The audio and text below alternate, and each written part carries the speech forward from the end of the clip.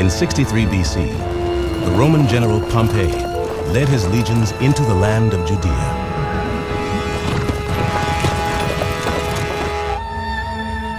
For 100 years, Judea had been an independent nation, and many Jews believed that as the chosen people of the one true God, they would remain free forever. But it soon became clear that the world's greatest empire could not be resisted. The triumph of the Romans produced a crisis of faith among the Jews. For some, the only explanation was that the final battle between good and evil, the end of days, was at hand.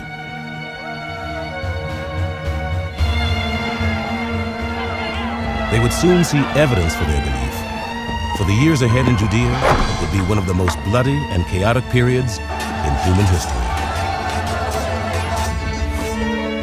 This is a story of terrorists and political assassination, of brutal overlords who crucified thousands, and of the siege of Jerusalem with over 100,000 people trapped inside. But it is also the story of how, amid the chaos, two new religions began to flower. Religions that would change mankind's ideas about justice, mercy, and God.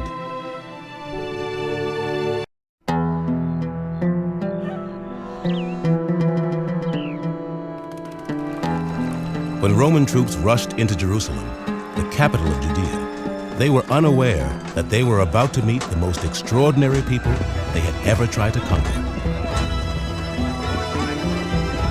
The defenders of the city retreated not to a fortress, but to the temple of their unique God to make their last stand. According to the historian Josephus, when the Romans attacked the temple, their commander, Pompey, was amazed by the behavior of the Jewish priests. Pompey could not but admire that they did not at all intermit their religious services, even when the temple was being attacked on all sides. Nor, indeed, even when the temple was actually being taken, did they leave off the divine worship that was appointed by their law. For the temple priests, performing the rituals that honored their God was more important than life itself.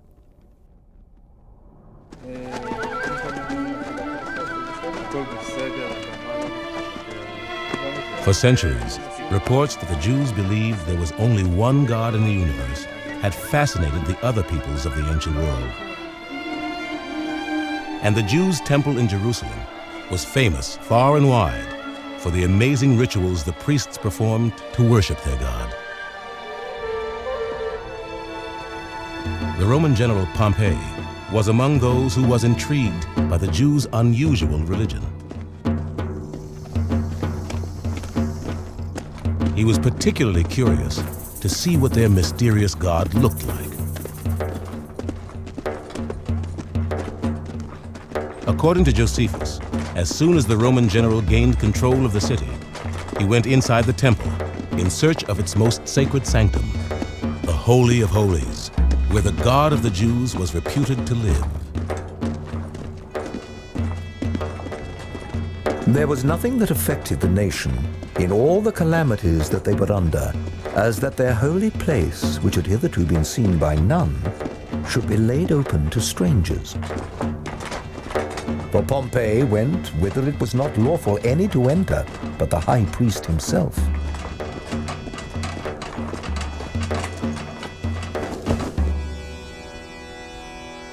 Instead of the great statue of marble or bronze that he expected, Pompey saw nothing.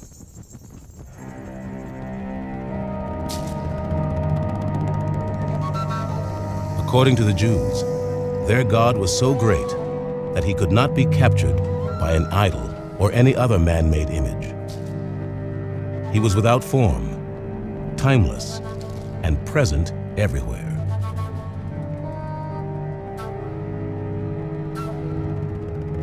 To Romans like Pompey, it was incomprehensible that the Jews would be so dedicated to the worship of a single God. Like the rest of the ancient world, the Romans had a huge pantheon of gods, but their most deeply held belief was that might made right. That conviction had won the Romans control of an enormous empire. To them, Judea was only a tiny piece in a great strategic puzzle. They needed to conquer Judea in order to gain easy access to Egypt.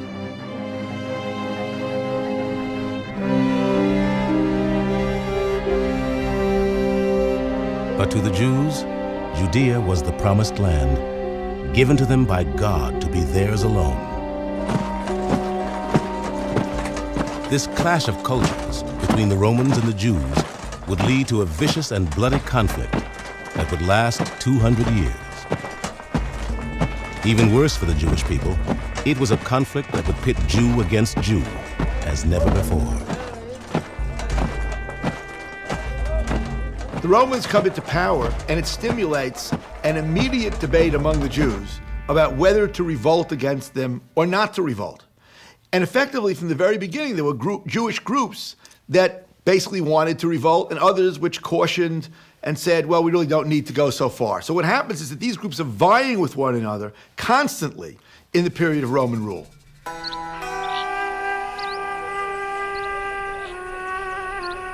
Before long, the fierce disagreements between different groups of Jews over how to deal with the Romans would trigger a Jewish civil war. The physical violence between the different factions grew from the depths of their spiritual conflict. Each group believed that it alone understood the true will of God as revealed in the Bible, and each had nothing but contempt for all who disagreed. The temple high priest and his allies formed the most wealthy and influential of the Jewish groups. The rituals that the priests had been performing for centuries had become so important to their fellow Jews that the temple was the political and economic heart of Jerusalem.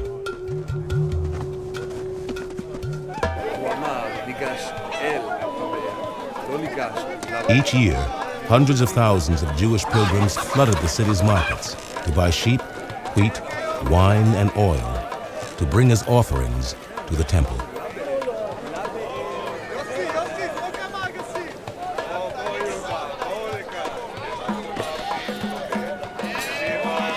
The pilgrims spent freely, for according to biblical law, offering sacrifices at the temple was the only way Jews were permitted to worship God.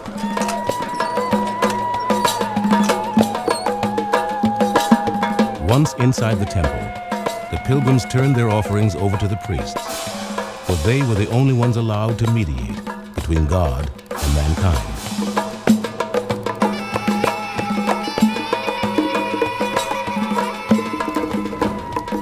If you walked into the temple, what you would see is priests who had been designated as priests simply because their fathers were priests, only men. You would also see Levites, that is, people whose fathers were Levites who were assisting these priests. There would be animal sacrifices, there would be blood, there would be guts, there would be all of the unpleasant smells of animals being slaughtered, and you would have a real sense of life and death there.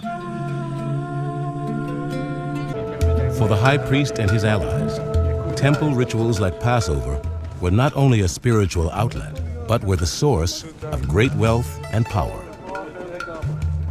So long as the Romans did not interfere with the temple, they were willing to help the Romans rule Jerusalem. But there were other Jews who believed that the high priest was a traitor.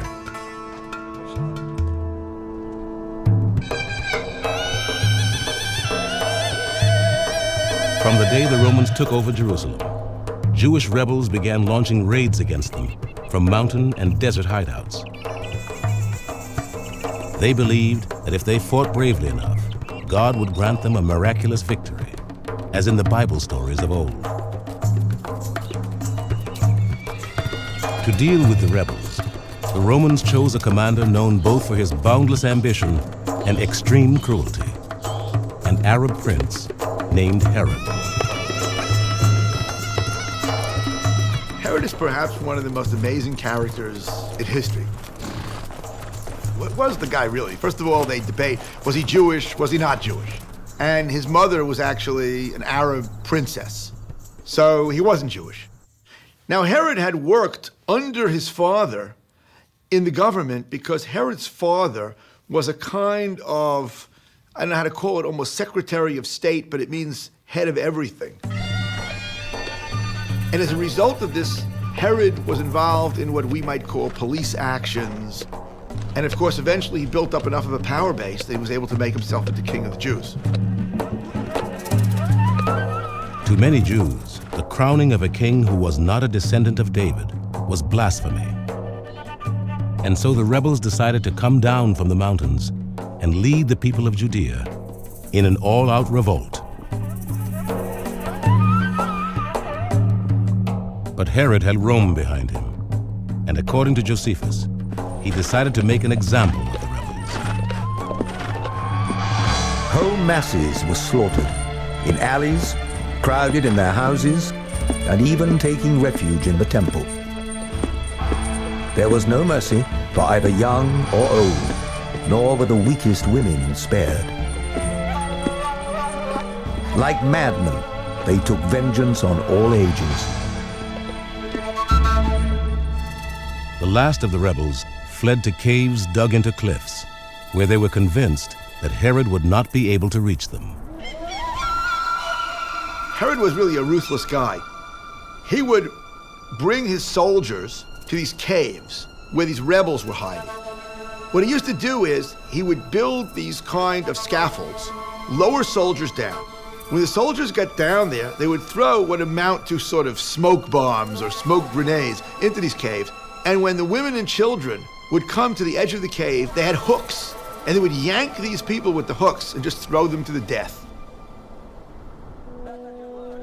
Once he'd tightened his grip on the throne, Herod did the unexpected.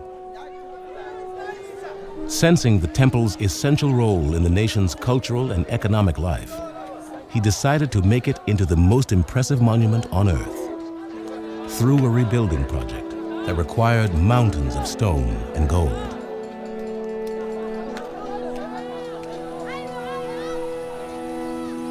The temple in Jerusalem, first of all, was one of the great wonders of the world. Tourists came to see it.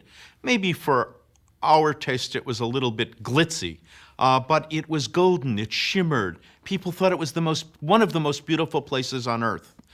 Gentiles came to bring sacrifices, to offer gifts, because they thought that it was a place with power, that it represented something to them, God's seat on earth. And for the Jewish people, of course, it was quite literally that. It was God enthroned on earth in a place. But no temple beautification plan could make the Jewish rebels accept Herod as king of the Jews. The rebels continued to fight, and Herod continued to kill them. The endless violence was no surprise to another group of Jews who believed that God did not want them to fight the Romans. He wanted them to prepare for the end of days.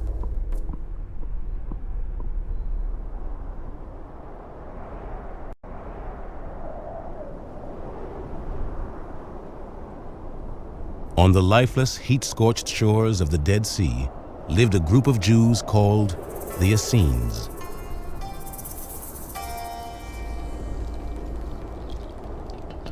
The Essenes had withdrawn from civilization into an apocalyptic landscape that reminded them at every moment that the end was near.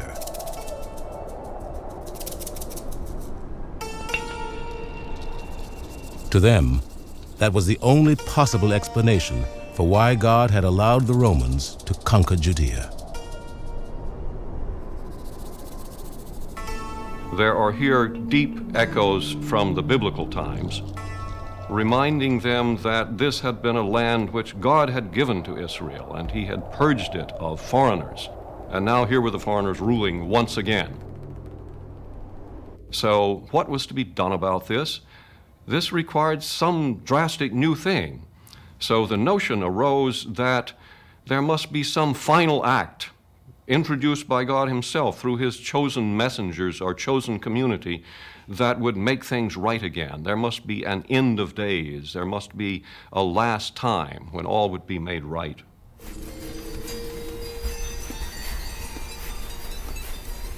The Essenes followed the cleanliness rituals of the priesthood and rejected both sex and personal possessions. They were determined to live as perfectly as humanly possible until the end came. There are about 4,000 men who live in this way and never marry wives. They teach the immortality of souls and esteem that the rewards of righteousness are to be earnestly striven for. The Essenes spent much of their time making new copies of the books of the Hebrew Bible and other sacred texts, so that their eternal wisdom would survive the final battle between good and evil. They were especially drawn to the book of Daniel, which spoke of the reward that the righteous would receive after the end of days. It will be a time of trouble, the like of which has never been since the nation came into being.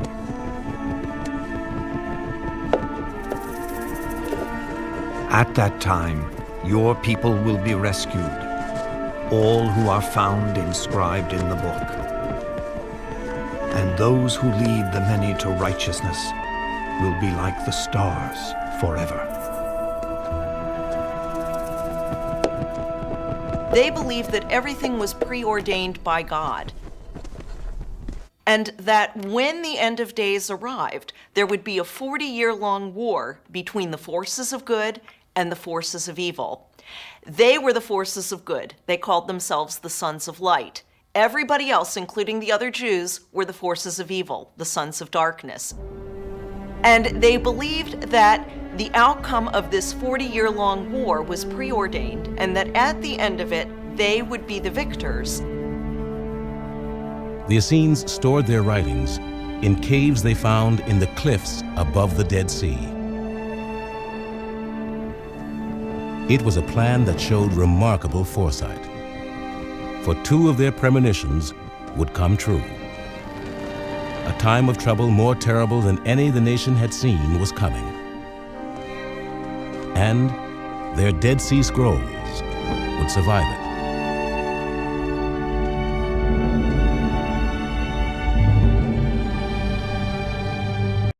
In 4 BC, Jerusalem erupted in celebration. After 40 years on the throne, King Herod was dead.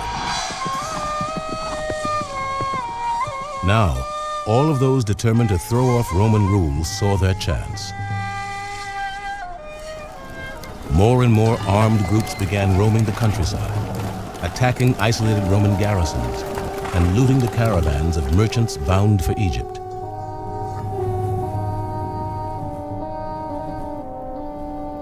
But the rebels did most of their fighting, not with the Romans, but with their fellow Jews.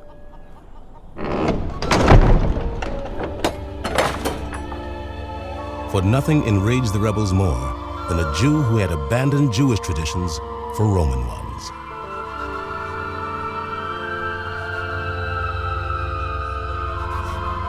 To the rebels, the worst culprits were wealthy Jews who broke the law God gave to Moses on Mount Sinai, restricting the enslavement of fellow Jews.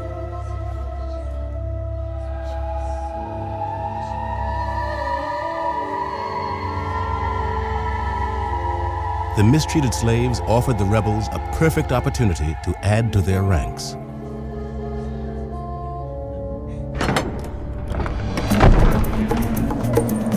And so they began attacking the estate of one wealthy Jew after another, freeing the slaves and inviting them to join the rebellion. They have an unconquerable love of freedom. For them, God is the only Lord and Master. They think it little to submit to torturous forms of death and punishment of their family and friends. if only they can call no man master. In the eyes of the Romans, these Jewish freedom fighters were brigands and bandits, and that's how they're described in the ancient sources. In their own eyes and in the eyes of Jewish history, they were not bandits at all. They were like Robin Hood, or if you will, Che Guevara. They were revolutionary figures and heroes of a resistance against a foreign oppressor. But the rebels, too weak to overthrow Rome, only succeeded in plunging Judea into chaos. For decades, the region remained trapped in a vicious cycle of Roman repression, rebel uprisings, and civil war between Jews. You've got Jewish groups, some pro-revolutionary, some anti-revolutionary, fighting within themselves. And you have at the same time Roman procurators that are rapacious, taking as much tax money as they can, and in fact not maintaining law and order. At the same time, you have Roman soldiers all over the place who have no respect for the Jews and for their religion. So the whole thing is sort of careening towards a kind of ultimate explosion. Jesus' conviction that each human being needed to strive to make the world a better place was part of a Jewish tradition that reached back to the prophets of the Hebrew Bible. The more we learn about Judaism in the first century, and especially about the variety of ways of being Jewish in the first century, the more Jewish Jesus looks. The thought that this is a world in which God will reign alone and supreme is supremely Jewish. The telling of parables in order to clarify, make his points, the very form of Jesus' rhetoric is Jewish. Like the Essenes, Jesus was deeply influenced by the prophecies in the Bible that during a period of incredible upheaval, God would redeem the world once and for all. He began to preach that the time had come. He goes around preaching that the kingdom of God is about to begin, and everyone must be ready for this kingdom of God. So he clearly is one of those eschatological prophets, those people expecting the end of days that we learn about from the Dead Sea Scrolls, that Josephus tells us about. He's part of this ferment that is that feeds off the expectation that some final act of God must set the world right again.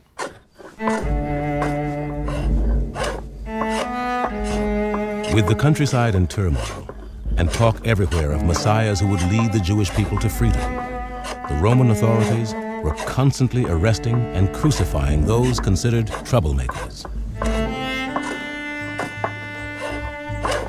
In 33 AD, Jesus of Nazareth was one of those singled out and crucified.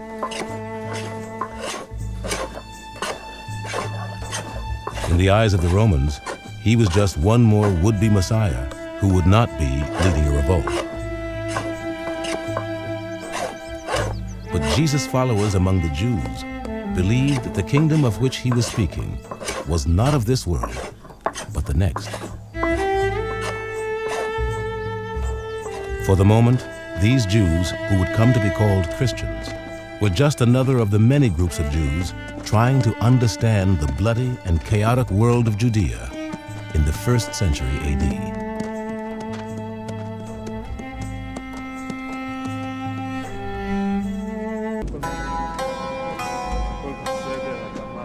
According to Josephus, in 52 AD, after years in which rebel attacks on the Romans and their Jewish collaborators were limited to the countryside, everything changed. A new band of rebels arose who were determined to carry the fight to Jerusalem.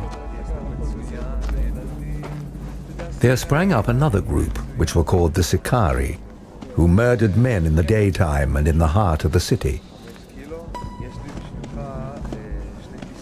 To the Sicarii, anyone who wasn't fighting the Romans was a collaborator and worthy of death. They were called the Sicarii for the long, thin daggers they used in their attacks. The Sicarii's first victim was the most prominent Jew in Jerusalem, the high priest of the temple. Then they embarked on a wave of assassinations, killing wealthy merchants throughout the city. Many were slain every day, and the fear men were in was worse than the calamity itself. For everybody expected death every hour, as men do in war. The willingness of the Sicarii and their fellow rebels to use murder to achieve their ends won them a name that would be given forever after to extremists. They were called zealots. The Zealots were one of several factions of freedom fighters who took up arms against Roman occupation and authority. One faction among them, the so-called Sicarii, literally invented the art of political assassination and terror by adopting the practice of slipping into a crowd, standing next to a Jew who was assumed to be a collaborator with the Romans, stabbing him secretly, and then raising a cry of alarm. In the panicked crowd, the assassin would slip away, and the bloody corpse would be left behind as a reminder to any other Jew who was ready to collaborate with Rome that death was the price of collaboration.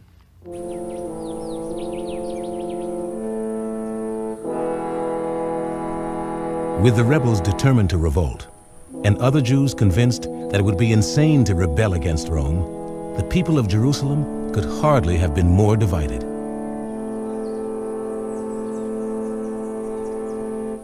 Then the Roman governor did the only thing that could possibly unite them.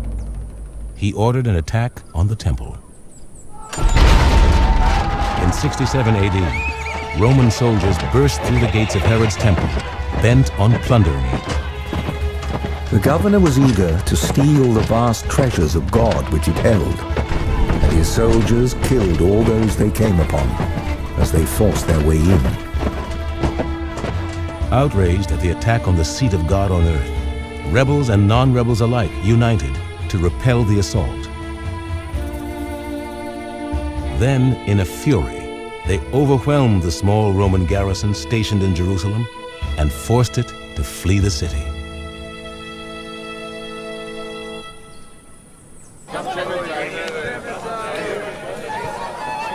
With Jerusalem suddenly free of Romans, many in the city were seized by a giddy euphoria. The Zealots' dream of an independent Judea seemed tantalizingly within their grasp. But others argued that more fighting could only lead to catastrophe.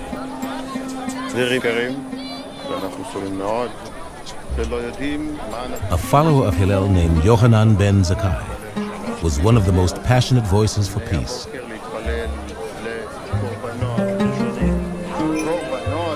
At the risk of being targeted by the Zealots for assassination, Yohanan told his students that it didn't matter who ruled Judea. What mattered was who ruled in their hearts. He argued that what truly pleased the Almighty was not zealotry at all, but something far simpler: the acts of mercy and compassion they showed to those around them. It seems that Yochanan ben Zakkai was part of the peace party. As far as we can see, there were numerous Jews who, either because of their own closeness to the Romans, whether business reasons or other reasons, or simply because they were absolutely convinced there was no hope to do such a crazy thing as revolt against Rome, many Jews were really against the revolt. It seems that Yochanan ben Zakkai was one of those types of Jews who felt that what needed to be done was to get some form of accommodation from the Romans that would guarantee Jewish religious freedom and then leave things as they were with Roman rulers. But Jerusalem was not yet ready for Yohanan's vision of Judaism. From the steps of the temple, the Zealots made a public declaration of war against Rome. Convinced they were mad, many other Jews decided to take up arms to stop the Zealots. Fighting at this point broke out between those Jews and the rebellious Jews who had taken refuge among them, and it was house to house at some point. Different neighborhoods would belong to one party or the other party, and the streets ran with blood. After a vicious week-long civil war, the Zealots were victorious. They celebrated their victory by setting the city on fire. The Zealots set fire to the high priest's home and the palaces. Then they carried the fire to the place where the records were kept and burned the contracts it held, thereby dissolving all of their debts. This was also done that they might persuade the multitude of the poor who were debtors to join in their insurrection.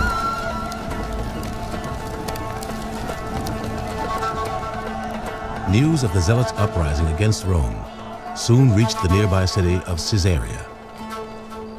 Outraged, Romans and Syrians in Caesarea massacred thousands of their Jewish neighbors. In revenge, Jews throughout Judea began killing Syrians and Romans living among them. It was common to see cities filled with bodies, still lying unburied, and those of old men mixed with women and infants, all dead. The whole region was full of inexpressible calamities, while the fear was everywhere that there were even more barbarous times to come.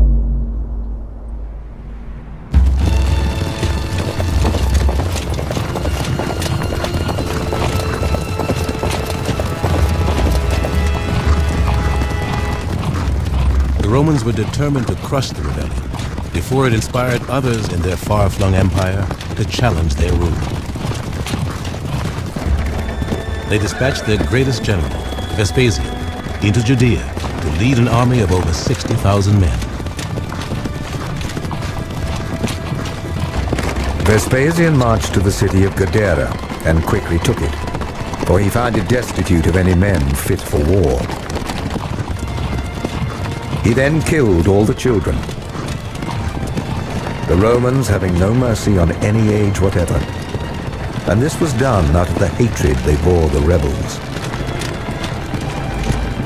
As news of Vespasian's atrocities swept through Judea, Jews throughout the region began fleeing before his army toward Jerusalem.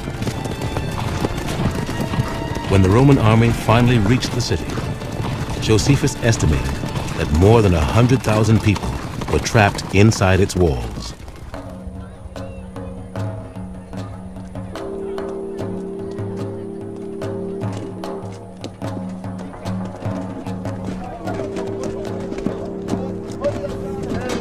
The Romans set up their camps in full view of the city, in the hope that the mere sight of their military might would convince the people of Jerusalem to surrender.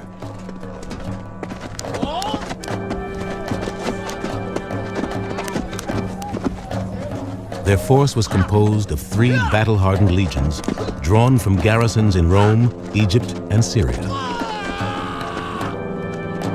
They were armed with catapults, battering rams, siege engines, the fearsome weapons of war that had helped them conquer the world from England to Persia.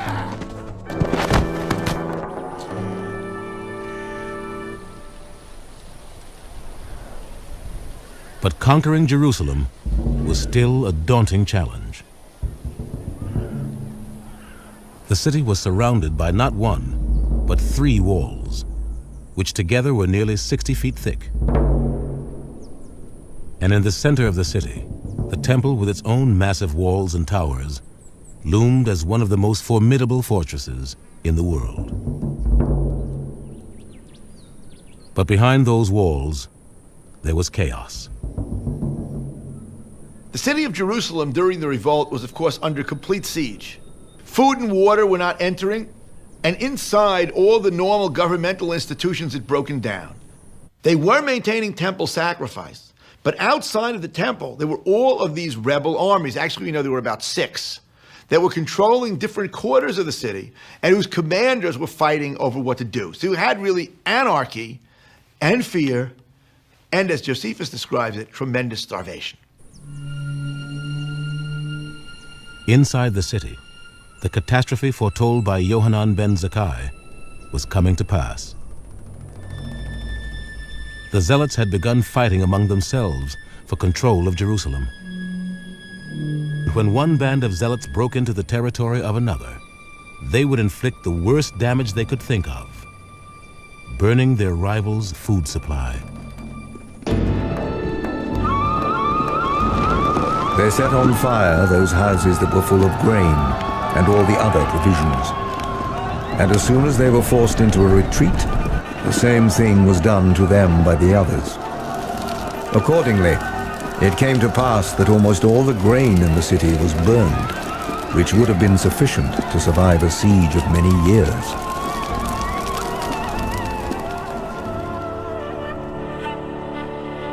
With the food supply decimated, many decided their only hope was to flee Jerusalem.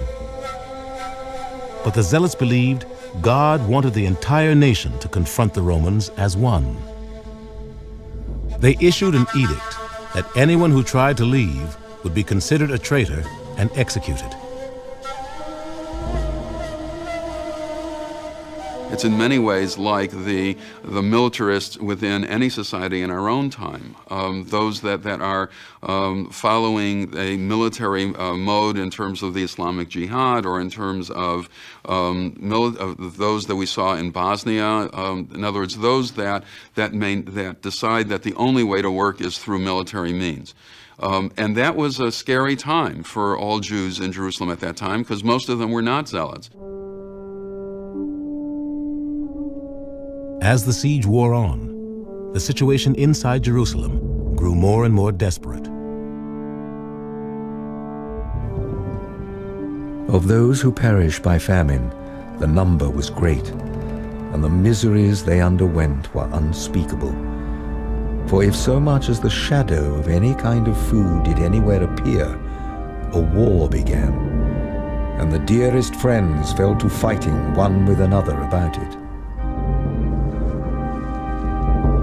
Soon, many people became so desperate that they were willing to risk death at the hands of the Zealots. And so, they would creep out little-known doorways and gates to the city and gather weeds to eat.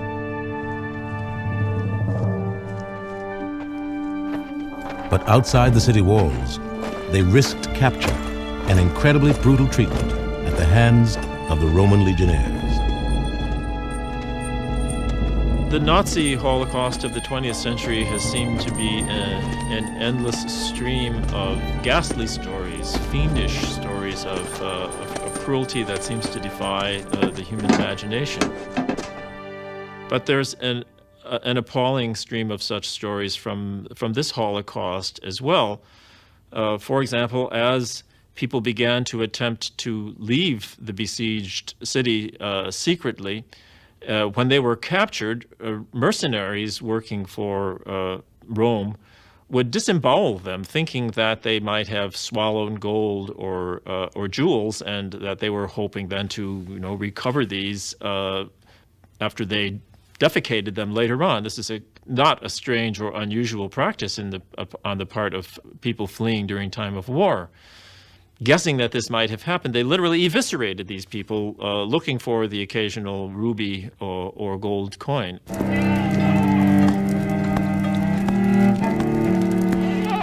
The Romans also took many of the men, women, and children they captured and crucified them.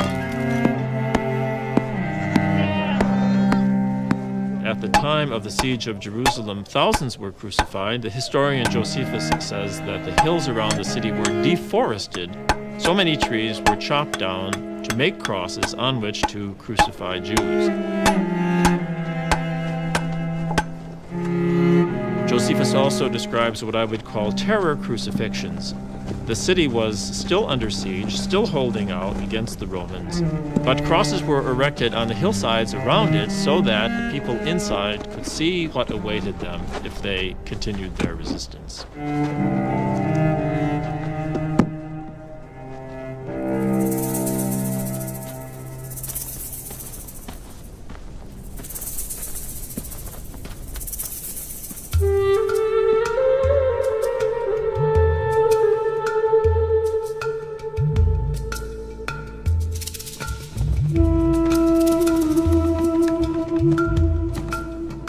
Forced to choose between torture at the hands of the Romans or starvation at the hands of the Zealots, the people of Jerusalem were in complete despair.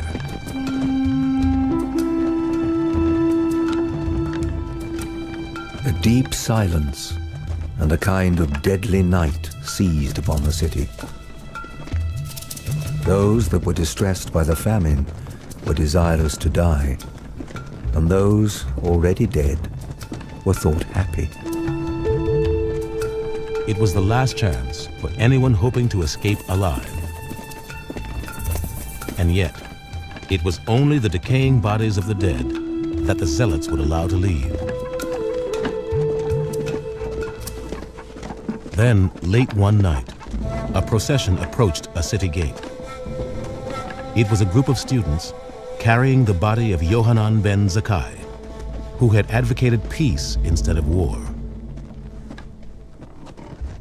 According to the Jewish book of tradition and law, the Talmud, the Zealots were suspicious.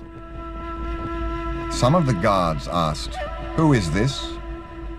The disciples answered, "A dead body. Don't you know that dead bodies may not be kept in Jerusalem overnight?" Then one of the Zealots decided to drive a dagger through the body. But one of the disciples restrained him by saying, "Do you want to be remembered as the man who pierced the body of the Master?" So they opened the gate for the bier, and it left the city. The students' trick had worked. Outside the gate, Yohanan sprang up alive from the bier, on which he had been surrounded by rotting meat. Then he hurried away from Jerusalem. Yohanan was convinced the starving rebels could no longer defend the city or the temple. And he had decided that the very survival of Judaism was on his shoulders.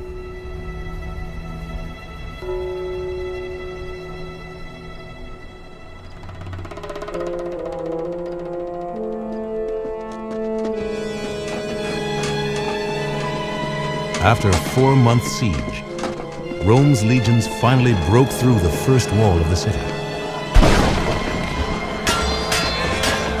The Zealots rushed to meet them and fought with tremendous bravery. But they could not prevent the Romans from fighting their way to the heart of the city, the temple. The Romans proceeded as far as the Holy House itself. Then one of them set fire to it. Now the Jews suffered nothing to restrain their force, nor tried to save their lives, since their holy house was perishing.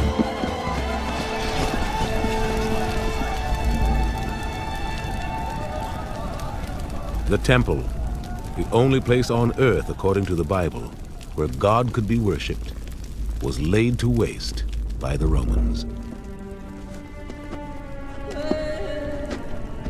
As for a great part of the people, they were weak and without arms,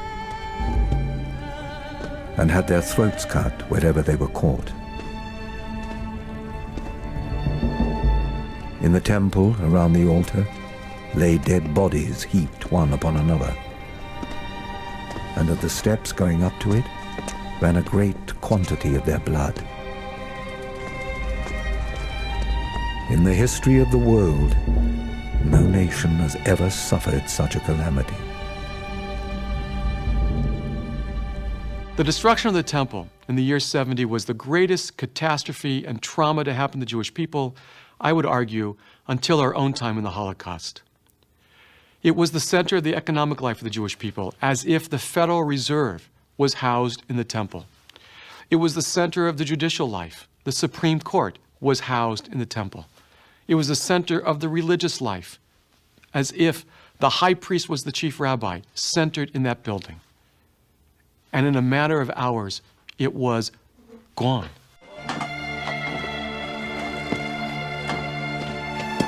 When the temple was destroyed, everything was gone. There was no other branch of government because it was all invested in the priesthood and the high priest and the temple.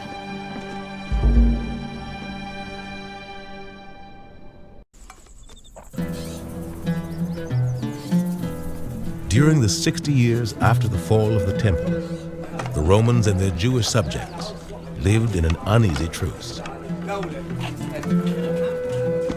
Many Jews moved to the fertile area around the Sea of Galilee to try and rebuild their lives. But there were some for whom the rebuilding only brought on painful memories of the building they longed to reconstruct most, the temple. In 130 AD, anger at the Roman Emperor Hadrian for refusing to allow the rebuilding of the temple reached the boiling point. Rumors of a new revolt began to spread. Many Jews continued to consider Roman presence in the land of Israel to be illegitimate. This was the evil empire it had no business being. Clearly, however, there must have been immediate stimuli to this war, and we're not sure what they were.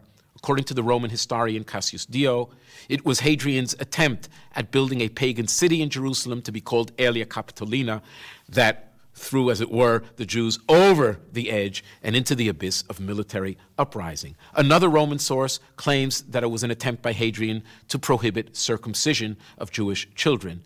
We cannot know, but that would have been, at the very most, it would have been the final push into what must have been a popular resentment of Rome that needed some sort of stimulation.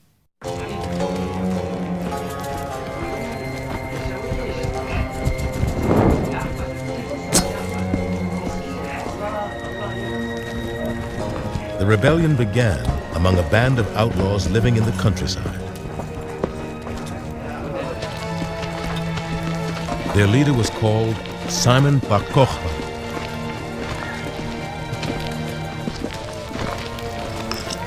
The Romans had long considered bar Kokhba merely a thief.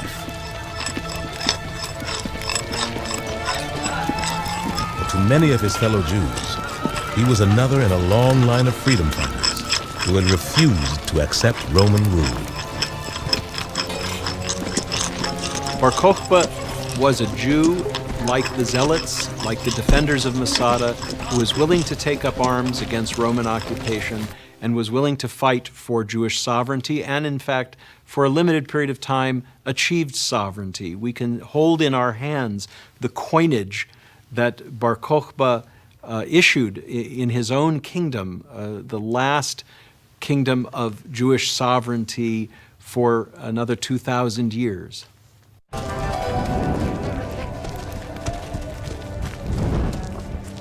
Rather than confront the mighty Roman legions from a great city like Jerusalem, as in the last uprising, Bar Kokhba came up with a plan for a guerrilla war. A Roman historian described Bar Kokhba's preparation for the revolt.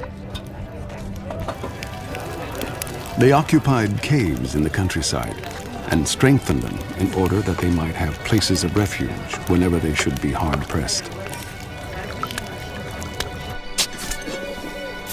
And they pierced subterranean passages from above at intervals to let in air and light. As plans for a rebellion began to leak out, rumors raced through the region that Bar Kokhba was the messianic leader foretold in the Bible, who would lead the Jewish people to freedom.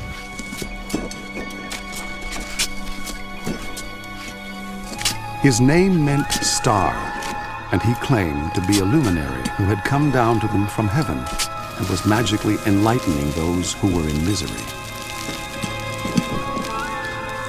Simeon bar Kokhba, as we now know his name to have really been, is called bar Kokhba, son of a star, because there was a prophecy in the Bible that spoke of a star as a symbolic name for a messianic figure.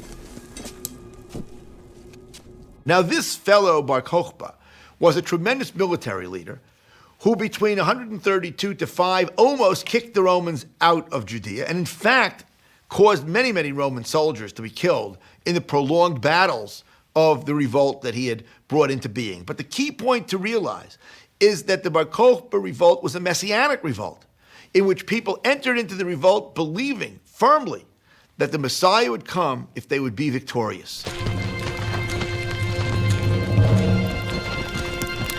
Bar Kokhba's charismatic leadership appealed to not just peasants and craftsmen, but also scholars and sages. Their fervor was stoked by certain prophecies in the Bible, which they believed said this was the precise moment in history God had chosen for the temple to be rebuilt. Just as the first temple at one point lay in ruins and was rebuilt, so too will the second temple. And they were, in their minds, God's agents. They were going to defeat the Romans, and the third temple was going to descend from the sky like a prefab, completely built right on that same spot. And that was, in a sense, its messianic mission, that they were doing God's will to throw off the evil empire. That's what God wanted. In 132 AD, the most prominent rabbi in Judea publicly declared that Bar Kokhba was indeed the Messiah. The ranks of the rebels swelled even more.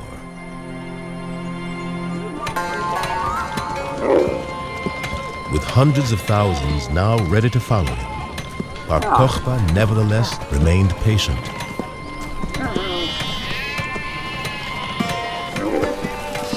In order to lull Hadrian and his legions into a false sense of security, he counseled his followers to pretend to be happy and peaceful. So long indeed as Hadrian was close by in Egypt, the Jews remained quiet. Except that they made the weapons which the Romans demanded of them as tribute of such poor quality that the Romans rejected them. By this ruse, they were able to have use of these weapons themselves.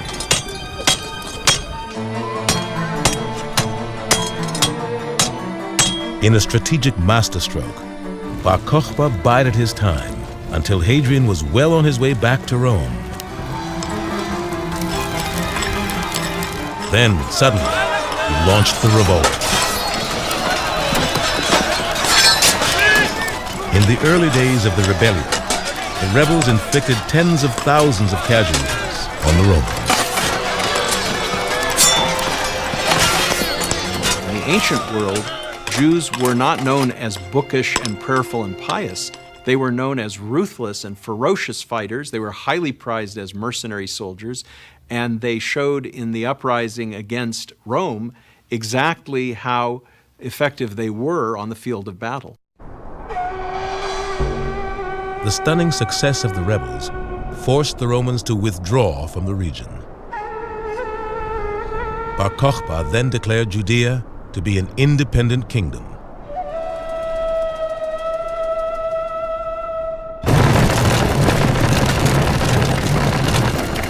But the Romans were merely waiting to counterattack until they had assembled one of the greatest armies in their history. They had sent 3 legions against Jerusalem in the rebellion 60 years earlier. Now they sent 13. Hadrian sent against the Jews his best general, Julius Severus, who was dispatched from Britain. Hadrian ordered him to put to the sword all who stood in their path. Rome responds to Bar Kokhba by throwing masses of its military force into the fray. legions would be brought in not only from Judea, from Egypt, from the surrounding countries, but as far as across the Danube River. A commander would be brought in from Britain. There was absolutely no way that Hadrian could allow even partial success to this uprising.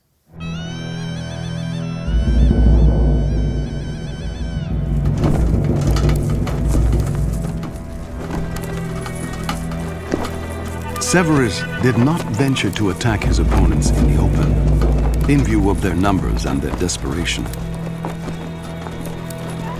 Instead, he isolated them in small groups. They dispensed with the rebels who were hiding in their caves by filling them with smoke and guarding the exits.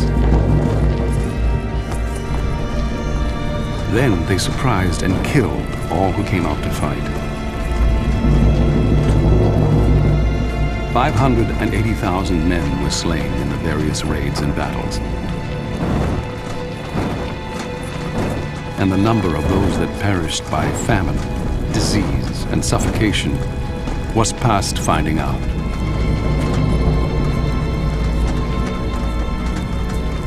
With the rebellion crushed, the people of Judea faced even worse retribution from the Romans than after the uprising 60 years earlier. For the Romans now set themselves the goal of wiping the Jews from Judea. The Bar Kokhba rebellion was known really as the most disastrous single event that ever happened to the Jewish people before the Holocaust. In fact, when we look at the three literary accounts, we find that they all agree. Nearly 600,000 Jews were killed. Over 900 Jewish villages were destroyed. And for one small moment in Jewish history, again, it looked like Jewish history might have been over. In the aftermath of the uprising, the Romans changed the name of the region from Judea to Palestine. Then they banned all Jews from Jerusalem. The emperor then commanded by legal decree that the whole nation of the Jews should be forcibly removed from the district round Jerusalem, so that not even from a distance could they see their ancestral home. Thus the city came to be bereft of the nation of the Jews, and in honor of the emperor Aelius Hadrian, the name of the city became Aelia.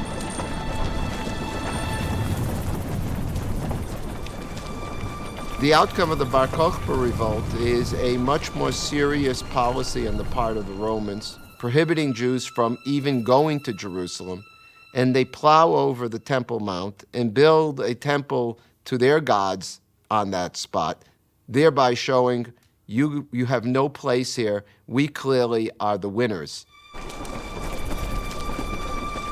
In the centuries that followed, whole villages of Jews began to leave Judea in search of a new life.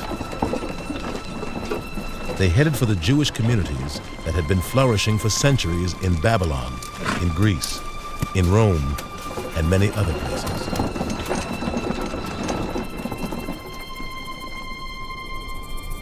But in their new homes, they would soon face a challenge to their survival, every bit as daunting as the Romans. There's nothing like a voice from heaven to clarify ambiguity. And in the confusing political situation Constantine finds himself in, he and the bishops who are working with him clear up some of the political ambiguity by beginning to talk about voices from heaven or signs from heaven, which at crucial moments in Constantine's political career have indicated who heaven wants to be emperor. For Jews throughout the empire, the new emperor's alliance with Christianity would prove disastrous. The bishops who allied themselves with Constantine were part of the one branch of Christianity that was hostile toward Jews. One edge of Gentile Christian culture itself becomes extremely anti-Jewish. And unfortunately, for later history, that particular edge of Gentile Christianity wins the patronage of the Roman Empire. The anti-Jewish Christian bishops became determined to stamp out the friendship that many Christians felt toward Judaism. Take John Chrysostom, one of the great preachers of the 4th century. He had trouble because people in his congregation thought that the festivals of the Jews were ever so much more interesting than the things that the church put on, and so they would trot off during the high holy days to visit the synagogues. This infuriated John, so he preached a series of 8 sermons against the Judaizers, in which he first, as far as I know, coined the term the Christ killers in order to label those people that he didn't want his congregation associating with. Obviously, this term then is going to have very fateful after effects in the history of Christian anti-Judaism.